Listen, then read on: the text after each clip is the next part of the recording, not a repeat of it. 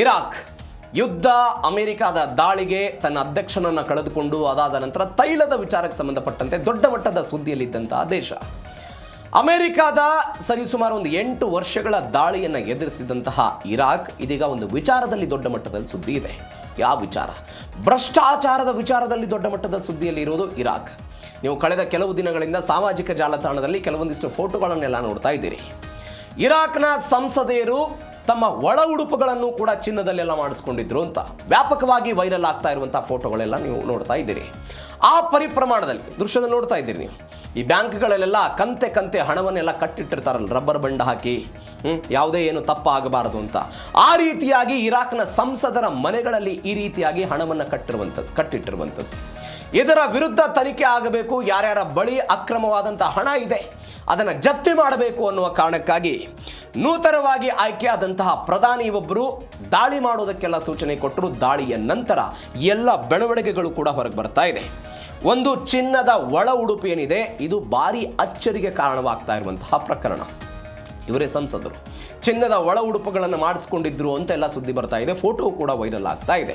ಹಾಗಾದ್ರೆ ಏನಿದು? ಯಾಕಿಂಥದ್ದೊಂದು ಭ್ರಷ್ಟಾಚಾರ ಆಯಿತು? ಏನು ಎತ್ತ? ಡೀಟೇಲ್ಸ್ ನೋಡ್ತಾ ಹೋಗೋಣ.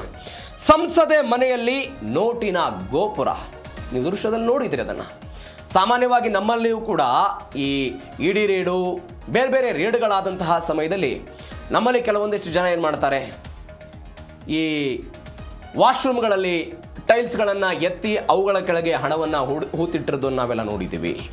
ಯಾರಿಗೂ ಕೂಡ ಕಾಣದಂತೆ ಗೋಡೆಗಳಲ್ಲಿ ಹಣವನ್ನು ಹೂತಿಟ್ಟಿರೋದನ್ನು ನಾವೆಲ್ಲ ನೋಡಿದ್ವಿ.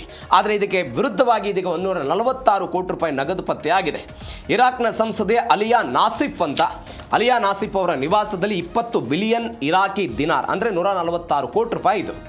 ಇರಾಕ್ನ ಪ್ರಧಾನಿ ಅಲಿ ಅಲ್ ಜೈದಿ ಅವರ ನೇತೃತ್ವದಲ್ಲೆಲ್ಲ ದಾಳಿ ಆಯಿತು. ಇವರ ಹೆಸರಲ್ಲಿ ಒಂದು 805 ಕೋಟಿ ರೂಪಾಯಿ ಅಧಿಕವಾದಂಥ ಹಣ ಇದೆ ಅಂತೆ. ಇದನ್ನು ಮಿನಿ ಬ್ಯಾಂಕ್ ಅಂತ ಕರೀತಿದ್ದಾರೆ. ಹೆಂಗೆ ಮಿನಿ ಬ್ಯಾಂಕು? ನಾನು ಅವಾಗಲೇ ಹೇಳಿದೆ, ರಬ್ಬರ್ ಬ್ಯಾಂಡ್ ಹಾಕಿ ಸುವ್ಯವಸ್ಥಿತವಾಗಿ ಇಟ್ಟಂತಹ ಹಣ ಅದು. ಕಂತೆಯ ಹಣವನ್ನು ಅವರೆಲ್ಲ ಇಟ್ಕೊಂಡಿದ್ರು. ನೋಡಿ ದೃಶ್ಯದಲ್ಲಿ ನೀವು ನೋಡ್ತಾ ಇದ್ರಿ ಅದನ್ನು. ಅಕ್ಷರಶಃ ಬ್ಯಾಂಕ್ಗಳಲ್ಲಿ ಟ್ರೆಸರಿಗಳೆಲ್ಲ ಕಂತೆ ಹಣವನ್ನು ಇಟ್ಟಿರ್ತಾರೆ ಕ್ಯಾಶ್ ಫ್ಲೋ ಮಾಡೋದಕ್ಕಾಗಿ, ಕಸ್ಟಮರ್ಗಳೆಲ್ಲ ಕೊಡೋದಕ್ಕಾಗಿ. ಇದು ಯಾವುದೋ ಬ್ಯಾಂಕ್ಗಳಲ್ಲಿ ಆಗಿರುವಂಥ ದೃಶ್ಯ ಅಲ್ಲ, ಒಬ್ಬ ಸಂಸದೆಯ ಮನೆಯಲ್ಲಿ ಸಿಕ್ಕಂಥ ಹಣ ಇದು. ಸಂಸದೆಯ ಮನೆಯಲ್ಲಿ ಸಿಕ್ಕಂಥ ಹಣ ಇದು 146 ಕೋಟಿ ರೂಪಾಯಿ ಅಂತ ಹೇಳಿದ್ರೆ. ಈ ವ್ಯಕ್ತಿ ಏನಿದ್ರು ಗೊತ್ತಾ? ಇವು ಅಲಿಯಾ ನಾಸಿಫ್ ಮೊಹಮ್ಮದ್ ಶಿಯಾ ಅಲ್ ಸುದಾನಿ ಅಂತ, ಇರಾಕ್ನ ಮಾಜಿ ಪ್ರಧಾನಿಯವರು. ಇವರ ಪ್ರಧಾನಮಂತ್ರಿಯ ಕಚೇರಿಯಲ್ಲಿ ಇವರು ಮುಖ್ಯಸ್ಥರಾಗಿ ಇಷ್ಟು ದಿನಗಳ ಕಾಲ ಕೆಲಸ ಮಾಡ್ತಾ ಇದ್ರು. ಕೆಲಸ ಮಾಡಿದ ನಂತರ ಇದೀಗ ಸಂಸದರಾಗಿ ಆಯ್ಕೆ ಆಗಿದ್ದಾರೆ. ಈ ಅಲಿಯಾ ಆಸಿಫ್ ಅವರ ಒಂದು ವಿಶೇಷತೆ ಏನು ಅಂತ ಹೇಳಿದರೆ, ಇದಕ್ಕೆ ತದ್ವಿರುದ್ಧ ಇದು. ಇವರೊಂದು ಕಮಿಟಿಯ ಉಪಾಧ್ಯಕ್ಷೆಯಾಗಿ ಕೆಲಸ ಮಾಡ್ತಾ ಇದ್ರು. ಯಾವ ಕಮಿಟಿ? ಭ್ರಷ್ಟಾಚಾರ ನಿರೋಧಕ ಸಮಿತಿಯ ಉಪಾಧ್ಯಕ್ಷೆಯಾಗಿ ಸೇವೆಯನ್ನು ಮಾಡ್ತಾ ಇದ್ರು. ಭ್ರಷ್ಟಾಚಾರ ವಿರೋಧಿ ಸಮಿತಿಯ ಉಪಾಧ್ಯಕ್ಷೆಯಾಗಿ ಕೆಲಸ ಮಾಡ್ತಾ ಇದ್ರು. ವಿಪರ್ಯಾಸ ಅಂದರೆ ಅವರದ್ದೇ ಮನೆಯಲ್ಲಿ ಈ ಪ್ರಮಾಣದ ಹಣ ಪತ್ತೆಯಾಗಿರೋದು. ಸಾರ್ವಜನಿಕವಾಗಿ ಭಾಷಣ ಮಾಡ್ತಿದ್ರಂತೆ ಇವರು. ಭ್ರಷ್ಟಾಚಾರವನ್ನು ಯಾವುದೇ ಕಾರಣಕ್ಕಾಗಿ ಮಾಡಬಾರದು, ಅಕ್ರಮ ಹಣ, ಬಂಗಾರ, ಆಸ್ತಿ, ವಜ್ರ, ವೈಡೂರ್ಯ ಯಾವುದನ್ನು ಕೂಡ ಸಂಗ್ರಹ ಇಟ್ಕೊಳ್ಬಾರದು, ಅದು ಇಡೀ ದೇಶದ ಕಾನೂನಿಗೆ ವಿರುದ್ಧ ಇತ್ಯಾದಿ ಅಂತ ಹೇಳಿ ಭಾಷಣವನ್ನು ಮಾಡಿ ಭ್ರಷ್ಟಾಚಾರದ ವಿರುದ್ಧ ಒಂದು ಧ್ವನಿ ಎತ್ತಿದಂತಹ ಮಹಿಳೆ ಸಂಸದೆ ಇವರು. ವಿಪರ್ಯಾಸ ಅಂತ ಹೇಳಿದರೆ ಅವರದ್ದೇ ನಿವಾಸದ ಮೇಲೆ ದಾಳಿಯಾದಂತಹ ಸಮಯದಲ್ಲಿ ಇದೆಲ್ಲವೂ ಕೂಡ ಗೊತ್ತಾಯಿತು. ಹೆಂಗೆ ಗೊತ್ತಾಯ್ತಿದು? ತೈಲ ಸಚಿವಾಲಯದ ಮಾಜಿ ಉಪಸಚಿವ ಅದ್ನಾನ್ ಅಲ್ ಜುಮೈಲಿ ಅಂತ ಈ ವ್ಯಕ್ತಿಯ ವಿರುದ್ಧ ಒಂದು ಭ್ರಷ್ಟಾಚಾರದ ಆರೋಪ ಬರುತ್ತೆ. ಭ್ರಷ್ಟಾಚಾರದ ಆರೋಪ ಮಾಡದಂತಹ ಸಮಯದಲ್ಲಿ ಈ ಅದ್ನಾನ್ ಅಲ್ ಜುಮೈಲಿ ಅನ್ನೋ ವ್ಯಕ್ತಿಯನ್ನ ಕರೆದುಕೊಂಡು ಹೋಗಿ ವಿಚಾರಣೆ ಮಾಡ್ತಾರೆ. ಏನಿದು ಪ್ರಕರಣ, ಏನು ಎತ್ತ ಅಂತ. ಈ ವಿಚಾರಣೆ ಮಾಡದಂತಹ ಸಮಯದಲ್ಲಿ ಏನು ಹೇಳಿದರು ಅಂತ ಹೇಳಿದರೆ, ಇಲ್ಲ, ಇವರ ಮನೆಯಲ್ಲೂ ಕೂಡ ಅಲಿಯಾ ನಾಸಿಫ್ ಎನ್ನುವಂಥ ಸಂಸದ ಏನಿದ್ದಾರೆ ಇವರು ಕೂಡ ಭ್ರಷ್ಟಾಚಾರದ ಭಾಗವಾಗಿದ್ದಾರೆ ಅಂತ ಹೇಳಿದಾಗ ರಾತ್ರೋರಾತ್ರಿ ದಾಳಿ ಆಗುತ್ತೆ. ರಾತ್ರೋರಾತ್ರಿ ದಾಳಿ ಆದಂತಹ ಸಮಯದಲ್ಲಿ ಈ ರೀತಿಯಾದಂಥ ಕಂತೆ ಹಣ ಸಿಕ್ಕಿರೋದನ್ನು ನೋಡ್ತಾ ಇದ್ದೀರಿ. ಹಾಗಾದರೆ ಮತ್ತೊಂದು ದೃಶ್ಯ ವೈರಲ್ ಆಗ್ತಾ ಇದೆ, ಬಂಗಾರದ ಒಳ ಉಡುಪಿನ ದೃಶ್ಯ. ಬಂಗಾರದ ಒಳ ಉಡುಪಿನ ನಾವೆಲ್ಲ ನೋಡ್ತಾ ಇದ್ವಿ ಅನೇಕ ಬಾರಿ. ನಮ್ಮದೇ ಬೆಂಗಳೂರಿನ ಕೆಂಪೇಗೌಡ ಅಂತಾರಾಷ್ಟ್ರೀಯ ವಿಮಾನ ನಿಲ್ದಾಣದಲ್ಲಿ ಯಾರಿಗೂ ಕೂಡ ಗೊತ್ತಾಗಬಾರದು ಅನ್ನೋ ಕಾರಣಕ್ಕಾಗಿ ವಿದೇಶದಿಂದ ಬಂದವರು ಈ ಇನ್ನರ್ ವೇರ್ಗಳಲ್ಲಿ ಈ ಚಿನ್ನದ ಬಿಸ್ಕೆಟ್ಗಳನ್ನು ಇಟ್ಕೊಂಡು ಬಂದಿರೋದು, ಯಾರಿಗೂ ಕೂಡ ಗೊತ್ತಾಗಬಾರದು ಅಂತ ಗುಪ್ತಾಂಗಗಳಲ್ಲೆಲ್ಲ ಇಟ್ಕೊಂಡು ಬಂದಿದ್ದನ್ನು ನಾವು ನೋಡಿದ್ದೀವಿ. ಅನೇಕ ಪ್ರಕರಣಗಳು ಸಿಕ್ಬಿದ್ದಿದ್ದಾರೆ. ಆದರೆ ಈ ಪ್ರಕರಣದಲ್ಲಿ ಹಿಂದ್ ಅಲ್ ಅಬ್ಬಾಸಿ ಇವರ ಮನೆಯಲ್ಲಿ ಚಿನ್ನದ ರಾಶಿ ಪತ್ತೆಯಾಯಿತು. ದಾಳಿಯ ಸಮಯದಲ್ಲಿ golden inner wear photo viral ಆಗಿದೆ. ನೀವು ದೃಶ್ಯದಲ್ಲಿ ನೋಡ್ತಾ ಇದ್ರಿ ಅದನ್ನು. ಗೋಲ್ಡನ್ ಇನ್ನರ್ ವೇರ್ $57 ಮಿಲಿಯನ್ ನಗದು, 27 kg ಚಿನ್ನ ಪತ್ತೆಯಾಗಿದೆ. 475 ಕೋಟಿ ರೂಪಾಯಿ ಹಣ, 27 kg ತೂಕದ ಅಪರಂಜಿ ಚಿನ್ನವನ್ನು ವಶಕ್ಕೆ ತೆಗೆದುಕೊಂಡಿದ್ದಾರೆ. ಚಿನ್ನದ ಒಳ ಉಡುಪು ಇವೆಲ್ಲವೂ ಕೂಡ ಸಿಕ್ಕಿದೆ. 47 ಜನರನ್ನ ಇಲ್ಲಿಯ ತನಕ ಈ ಪ್ರಕರಣದಲ್ಲಿ ಬಂಧಿಸಲಾಗಿದೆ. ಚಿನ್ನದ ಲೇಪಿತ ಒಳ ಉಡುಪುಗಳಿದು. ಅಂದರೆ ಕೆಲವೊಂದಿಷ್ಟು ಜನ ಹೇಳ್ತಿದ್ದಾರೆ ಒಂದು AI ಫೋಟೋ ಅಂತ ಹೇಳ್ತಿದ್ದಾರೆ, AI ಜನರೇಟೆಡ್ ಫೋಟೋ ಅಂತ. ಆದರೆ ಕೆಲವೊಂದಿಷ್ಟು ಜನ ಹೇಳ್ತಾ ಇರೋದು ಇದೊಂದು ಅತಿರೇಕದ ಐಷಾರಾಮಿ ಜೀವನದ ಪ್ರದರ್ಶನ. ಇದು ಸಿಕ್ಕಾಪಟ್ಟೆ ಹಣ ಇದೆ, ಸಿಕ್ಕಾಪಟ್ಟೆ ಬಂಗಾರ ಇದೆ, ಏನು ಮಾಡಬೇಕು, ಐಷಾರಾಮಿ ತೋರಿಸ್ಬೇಕು. ಯಾವುದ್ರ ಮುಖಾಂತರ? ಈ ಮುಖಾಂತರ ತೋರಿಸೋಣ ಅಂತ. ಈ ಈ ಬಂಗಾರದ ಮುಖಾಂತರ ಆಭರಣಗಳನ್ನೆಲ್ಲ ಮಾಡಿಸೋದನ್ನು ನೋಡಿದ್ದೀವಿ. ಆದರೆ ಇದರ ಮುಖಾಂತರವೂ ಕೂಡ ನಮ್ಮ ಐಷಾರಾಮಿ ಜೀವನವನ್ನು ತೋರಿಸಬೇಕು ಅಂತ ಈ ಪ್ರಯತ್ನವನ್ನು ಪಟ್ಟಿದ್ರು ಅಂತ ಒಂದು. ಎರಡನೇದ್ದು, ಈ ಸಂಪತ್ತನ್ನು ಅಡಗಿಡಿಸಿಕೊಡೋದಕ್ಕೆ ಈ ರೀತಿಯಾದಂಥ ಇನ್ನರ್ವಿಯರ್ಗಳನ್ನು ಅವರು ಮಾಡಿಕೊಂಡಿದ್ರು ಅಂತ. ನಾನು ಅವಾಗಲೇ ಹೇಳಿದೆ, ನಮ್ಮಲ್ಲಿ ದಾಳಿ ಆದಂತಹ ಸಮಯದಲ್ಲಿ ವಾಶ್ರೂಮ್ಗಳಲ್ಲಿ, ಬಾತ್ರೂಮ್ಗಳಲ್ಲಿ, ನೆಲದ ಮಹಡಿಗಳೆಲ್ಲ ಹಣ ಸಿಕ್ಕಿದ್ದನ್ನು ನೋಡಿದ್ದೀವಿ. ಟೈಲ್ಸ್ಗಳನ್ನು ಎಬ್ಬದಾಗ ಅಲ್ಲಿ ಏನೋ ಹಣ ಇಟ್ಟಿದ್ರು, ಬಂಗಾರ ಇಟ್ಟಿದ್ರೆಲ್ಲ ಸಿಕ್ಕಿದ್ದು. ಈಗ ದಾಳಿ ಆಗುವಂಥ ಸಮಯದಲ್ಲಿ ಅಥವಾ ದಾಳಿ ಯಾರ ಮನೆಗೆ ಆಗಿರುತ್ತಲ್ಲ ಅವ್ರಿಗೊಂದು ಭಾವನೆ ಇರುತ್ತೆ, ಇಲ್ಲೆಲ್ಲ ಹುಡುಕಲ್ಲ ಅಂತ. ಇದೇ ಭಾವನೆಯಲ್ಲೂ ಕೂಡ ಈ ಇನ್ನರ್ ವೇರ್ಗಳನ್ನು ಈ ರೀತಿಯಾಗಿ ಮಾಡ್ಕೊಂಡ್ಬಿಟ್ರೆ ಇದೆಲ್ಲ ಗೊತ್ತಾಗಲ್ಲ ಅಂತ ಆಲೋಚನೆಯ ಭಾಗವಾಗಿ ಒಂದು ಸಂಪತ್ತನ್ನು ಅಡಗಿಸಿ ಇಡುವಂತಹ ತಾಣವನ್ನೆಲ್ಲ ಮಾಡಿಕೊಂಡಿದ್ರು. ಇದೀಗ AI ಎನ್ನುವಂತಹ ಸುದ್ದಿಗಳು ಕೂಡ ಬರ್ತಾ ಇದೆ. ನೋಡೋಣ ಆ ಪ್ರಕರಣ ಏನಾಗುತ್ತೆ ಅಂತ. ಮತ್ತೊಂದು, ಹಣವನ್ನು ಹೊರ ತೆಗೆಯುವುದಕ್ಕೆ JCBಯನ್ನು ಬಳಕೆ ಮಾಡಿದ್ದಾರೆ. ಹಣವನ್ನು ಹೊರ ತೆಗೆಯುವುದಕ್ಕೆ JCB ಬಳಕೆ ಆಗಿದೆ. ನೆಲದ ಅಡಿಯಲ್ಲಿ ಹೂತಿಟ್ಟಿದ್ದಂತಹ ಸಾವಿರಾರು ಕೋಟಿ ಕಪ್ಪು ಹಣ ಅದು. ಆ ಕಪ್ಪು ಹಣವನ್ನು ತೆಗೆಯುವುದಕ್ಕೆ JCB ಬಳಕೆ, ನೋಟುಗಳ ಚೀಲವನ್ನು ಅಗೆದು ತೆಗೆಯುವುದಕ್ಕೆ JCB ಯಂತ್ರ ಬಳಕೆ ಆಯಿತು. JCB ಮತ್ತು ಭಾರಿ ಉದ್ದನದ ಯಂತ್ರಗಳನ್ನೆಲ್ಲ ಬಳಕೆ ಮಾಡಿಕೊಂಡ್ರು. ಅಂದರೆ ಮನೆಯ ಆವರಣ, ಕುದುರೆಯ ಲಾಯಗಳಂತ ನಾವೇನು ಕರಿತೀವಿ, ಅವೆಲ್ಲ ಹಣವನ್ನು ತೆಗೆದಿಟ್ಟಿಟ್ಟಿದ್ರು. ಒಂದು 13 ಅಡಿ ಆಳದಲ್ಲೆಲ್ಲ ಅವುಗಳನ್ನು ಹೂತಿಟ್ಟಿದ್ರಂತೆ. ಕಾಂಕ್ರೀಟ್ ನೆಲ ಮತ್ತು ಮಣ್ಣಿತ್ತು, ಅದನ್ನು ತೆಗಿಬೇಕು ಅಂಥೇಳಿ JCBಗಳೆಲ್ಲ ಬಂತು. ಈ JCBಗಳನ್ನೆಲ್ಲ ಕೆದಕುವಂತಹ ಸಮಯದಲ್ಲಿ ಏನಾಗಿದೆ, ಕೆಲವೊಂದಿಷ್ಟು ಪ್ಲಾಸ್ಟಿಕ್ ನೀರಿನ ಕ್ಯಾನ್ಗಳ ಸಿಕ್ತು.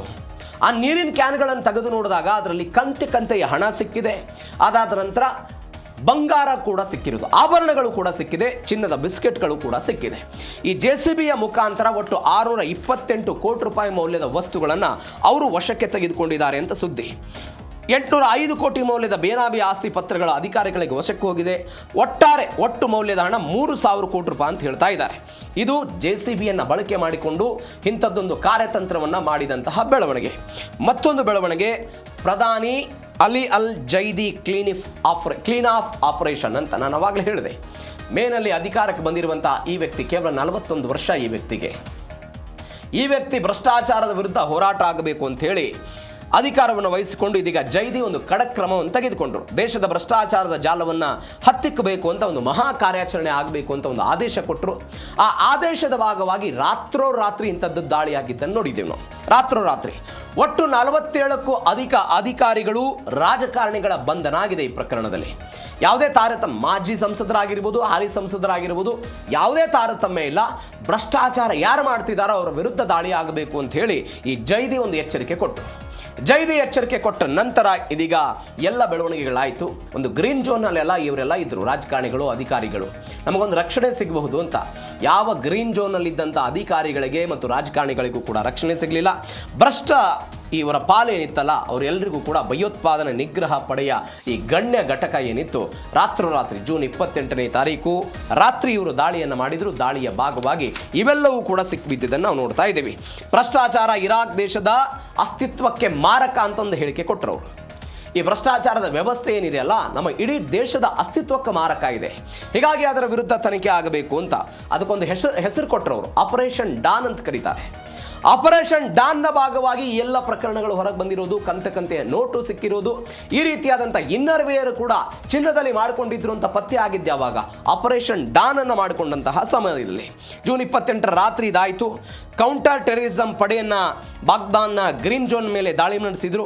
ಹಾಲಿ ಸಂಸದರು, ಮಾಜಿ ಸಂಸದರು, ಅಧಿಕಾರಿಗಳ ಎಲ್ಲರ ಮೇಲೂ ಕೂಡ ದಾಳಿ ಆಗಬೇಕು ಅಂತೆಲ್ಲ ಹೇಳಿದರು. ಅದಾದ ನಂತರ ಈ ದಾಳಿ ಆಯಿತು. ಯಾರೋ ಒಬ್ಬರು ಈ ಪ್ರಕರಣವನ್ನು ಮುಚ್ಚಿ ಹಾಕಬೇಕು ಅನ್ನೋ ಕಾರಣಕ್ಕಾಗಿ ಒಬ್ಬ ವ್ಯಕ್ತಿಗೆ 1,600 ಕೋಟಿ ರೂಪಾಯಿ ಲಂಚ ಕೊಡುತ್ತೇನೆ ಅಂತ ಬಂದ್ರಂತೆ. ಇದೇನು ತನಿಖೆ ನಡೀತಾ ಇದೆ, ಈ ತನಿಖೆಯನ್ನು ಮುಚ್ಚಿ ಹಾಕಬೇಕು ಅಂತ ಹೇಳಿ 1,600 ಕೋಟಿ ರೂಪಾಯಿ ನಿಮಗೆ ಹಣ ಕೊಡ್ತೀನಿ ಬಿಟ್ಟು ಬಿಡಿ ಅಂತ ಹೇಳಿದ್ರಂತೆ. ಆದರೆ 1,600 ಕೋಟಿ ರೂಪಾಯಿ ಲಂಚವನ್ನು ತಿರಸ್ಕಾರ ಮಾಡಿದ ನಂತರ ಎಲ್ಲ ಬೆಳವಣಿಗೆ ಆಯಿತು. ಈ ವ್ಯಕ್ತಿ ಮಾಡಿದಂಥ ಮತ್ತೊಂದು ಅತ್ಯುತ್ತಮ ಕೆಲಸ ಏನು ಅಂತ ಹೇಳಿದ್ರೆ, ಎಲ್ಲವೂ ಕೂಡ ಲೈವ್ ಟೆಲಿಕಾಸ್ಟ್ ಆಗಬೇಕು, ಲೈವ್ ಟೆಲಿಕಾಸ್ಟ್ ಆಗಬೇಕು, ಸಾರ್ವಜನಿಕರಿಗೆ ಗೊತ್ತಾಗಬೇಕು ಅನ್ನೋ ಕಾರಣಕ್ಕಾಗಿ ಅಂಥದ್ದೊಂದು ವ್ಯವಸ್ಥೆಯನ್ನು ಕೂಡ ಅವರು ಮಾಡಿದ್ರು ಜೈದಿ. ಆ ಖಡಕ್ನ ಕ್ರಮದ ಭಾಗವಾಗಿ ಈ ಬೆಳವಣಿಗೆ ಆಯಿತು. ಮತ್ತೊಂದು ಬೆಳವಣಿಗೆ, ಸತ್ಯ ಮತ್ತು ಸುಳ್ಳಿನ ನಡುವೆ ಗೋಲ್ಡನ್ ಸುದ್ದಿ. ನಾನು ಆವಾಗಲೇ ಹೇಳಿದೆ, ವೈರಲ್ ಆದಂಥ ಚಿನ್ನದ ಒಳ ಉಡುಪಿನ ಫೋಟೋಗಳು ಅಸಲಿಯದ್ದ ಅಥವಾ ನಕಲಿಯದ್ದ ಅನ್ನೋ ಚರ್ಚೆ. ಸಂಸದರ ಮನೆಯಲ್ಲೆಲ್ಲ ಸಿಕ್ಕಿದೆ ಅಲ್ಲ, ಇದು ಅಸಲಿನ ನಕಲಿನ? ಫ್ಯಾಕ್ಟ್ ಚೆಕ್ನ ನೋಡಿದಾಗ ಇದು ವೈರಲ್ ಫೋಟೋಗಳು AI ಸೃಷ್ಟಿಸುವಂತಹ ಸಾಧ್ಯತೆಗಳು ಹೆಚ್ಚಿದೆ ಅಂತ. AI ಸೃಷ್ಟಿ ಮಾಡಿರುವಂತಹ ಸಾಧ್ಯತೆಗಳು ಹೆಚ್ಚಿದೆ. ಆದರೆ ಮನೆಯಲ್ಲಿ ಸಿಕ್ಕಿರುವಂತಹ ಕೋಟಿ ಹಣ ಏನಿದೆ, ಚಿನ್ನ ಏನಿದೆ, ಅದೆಲ್ಲವೂ ಕೂಡ ನಿಜ. ಜನರ ಹಣ ಲೂಟಿ ಮಾಡಿದವರ ವಿರುದ್ಧ ಇರಾಕ್ ಜನ ಆಕ್ರೋಶ ಹೊರ ಹಾಕಿದ್ದಾರೆ. ವಿಶ್ವದ ಗಮನವನ್ನು ಇದೀಗ ಇರಾನ್ನ ಪ್ರೈಮ್ ಮಿನಿಸ್ಟರ್ ಅಂದರೆ ಅಲ್ಲಿಯ ಭ್ರಷ್ಟಾಚಾರದ ವ್ಯವಸ್ಥೆಯನ್ನು ಹೊರಗಿಡುವ ಪ್ರಯತ್ನವನ್ನು ಮಾಡಿದ್ದಾರೆ. ಸಹಜವಾಗಿ ಸಾರ್ವಜನಿಕ ಹಣವನ್ನು ಬಳಕೆ ಮಾಡಿಕೊಂಡು ಐಷಾರಾಮಿ ಜೀವನವನ್ನು ಸಂಸದರೆಲ್ಲ ನಡೆಸ್ತಿದ್ದಾರೆ. ಇದು ಅಕ್ಷಮ್ಯ ಅಪರಾಧ ಅಂತ ಇರಾಕ್ನ ಜನ ಪ್ರತಿಭಟನೆ ಮಾಡ್ತಾ ಇದ್ದಾರೆ ಸಾರ್ವಜನಿಕವಾಗಿ. ಮತ್ತೊಂದು, ಈ ಫೋಟೋದ ಬಗ್ಗೆ ಒಂದು ಫ್ಯಾಕ್ಟ್ ಚೆಕ್ ಮಾಡಿದಾಗ ಇದೊಂದು AI ಜನರೇಟೆಡ್ ಎನ್ನುವಂತಹ ಸುದ್ದಿಗಳು ಬರ್ತಾ ಇದೆ. ಇದಕ್ಕೆ ಇರಾನ್ನೂ ಕೂಡ ಒಂದು ಸ್ಪಷ್ಟನೆ ಕೊಡಬೇಕು. ಬಟ್ ಕಳೆದ 2-3 ದಿನಗಳಿಂದ ಇಂಥದ್ದೊಂದು ಸುದ್ದಿ ಮಾತ್ರ ದೊಡ್ಡ ಮಟ್ಟದಲ್ಲಿ ಸಾಮಾಜಿಕ ಜಾಲತಾಣದಲ್ಲಿ ಮತ್ತು ಮಾಧ್ಯಮಗಳಲ್ಲಿ ಚರ್ಚೆ ಆಗ್ತಾ ಇದೆ. ಹಾಗಾದರೆ ಅಸಲಿ ಏನಿದು? ಈ ಹಣ ಮತ್ತು ಚಿನ್ನ ಏನಿದೆ ಎಲ್ಲವೂ ಕೂಡ ಅಸಲಿ, ಆದರೆ ಇದೇನು ಅನ್ನೋದ್ರ ಬಗ್ಗೆ ಒಂದು ಫ್ಯಾಕ್ಟ್ ಚೆಕ್ ಆಗಿದೆ. ಇದು AI ಅಂತ. ನೋಡೋಣ ಏನಾಗುತ್ತೆ ಈ ಪ್ರಕರಣ ಅಂತ. ಇದು ಇರಾಕ್ನಲ್ಲಿ ಆದಂತಹ ಭ್ರಷ್ಟಾಚಾರದ ವಿರುದ್ಧದ ಬೆಳವಣಿಗೆ.